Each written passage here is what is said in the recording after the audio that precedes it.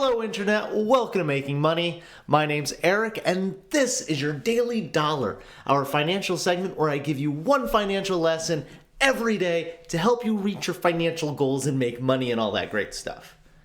Today's lesson is going to start off with a question. Is the house that you own and live in an asset or a liability?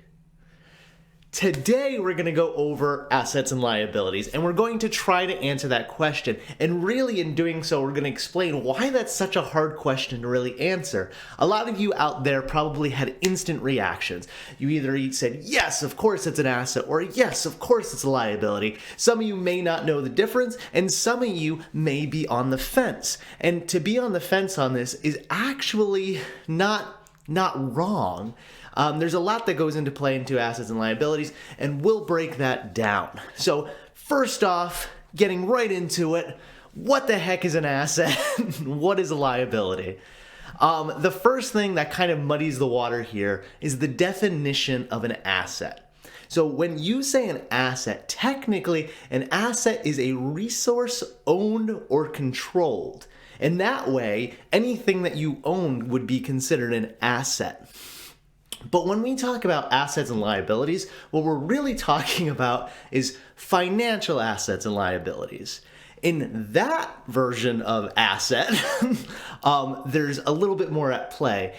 This can be anything that can be used to produce a positive economic value for you. Any positive economic value, anything that has potential for value would be considered a financial asset for you. And likewise, we could think of a financial liability as anything that requires a economic sacrifice, usually in the future. A great way to think about a liability is debt. Debt is a good example of a liability.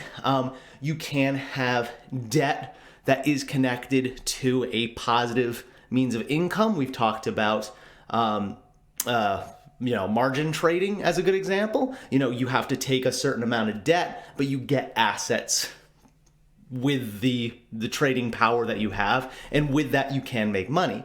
The debt portion of that would still be a liability, and what you get back, your stocks that you own, that would be your assets. So that's the first breakdown, right? The simplest way that we can think about this is that an asset is something that will give you money either now or in the future. And a liability is something that will take money away from you either now or likely in the future. So your house, you bought it, you live in it. Is it an asset or a liability? Well, as any good accounting major knows, the answer is it depends. I would say 9 times out of 10, the house that you live in would be considered a liability. Now, I'll back that up by saying when we buy a house, there's a lot of additional money that goes into that house, right? Yes, there's, upkeep on the house. There's improvement projects that might do to the house, which again could change the value of the house. But we're also putting a ton of money when it comes into property taxes, when it comes into insurance. There's a lot when it comes to, power, electricity, gas, oil, whatever you're using, water. So when we talk about a house, there tends to be more expenses than what we're going to be getting out of that house. Now, this is a tough area to argue because a lot of people may take the stance that living in a house, you are getting more out of that. You have a place to stay, you are, more financially stable because, there's a roof over your head, place to sleep, you're better off mentally, physically.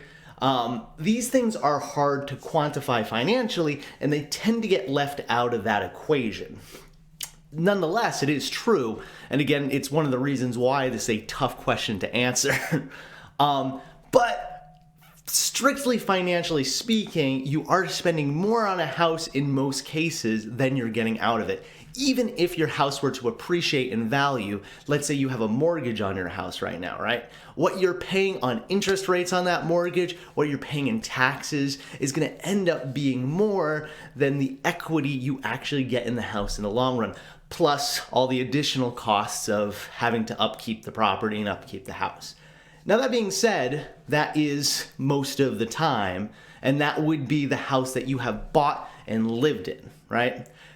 We had talked about real estate previously. There is definitely exceptions to this. If you're buying a house to flip and you are living in it in the meantime, yeah, you could get, more money out of it in the long run. In the long run, flippers tend to, like we talked about, be quicker, months as opposed to multiple years. But as we talked about, there's a lot of ways that you can make money off of, real estate. If you are renting out a portion of your house, that could allow you to take in more than you are spending in expenses. And it's definitely something a lot of people do to offset that cost, or even turn it into, an asset. So to answer the question for us today, your house that you own is probably a liability, but there's definitely things that you could do to make it an asset. And depending on how you work your finances, you could end up either spending spending less on your house, making more on your house than you actually end up spending. So an ambiguous answer today, but hopefully that helps you understand assets and liabilities a little bit more. Again, assets, something that brings us money in; liabilities, something that we have to spend money on. So hope this made sense. Hope this was a good lesson for you today. As always, I hope you are enjoying this series. If you are, feel free to subscribe. I really do appreciate it. I'm interested. Do you own a house? Would you consider the house that you own and live in an asset or liability? Why? Why do you feel that it is one way or the other? Feel free to leave that in the comments below. You can hit me up on Twitter, link in the description. And I will see you all tomorrow for another lesson. See you guys.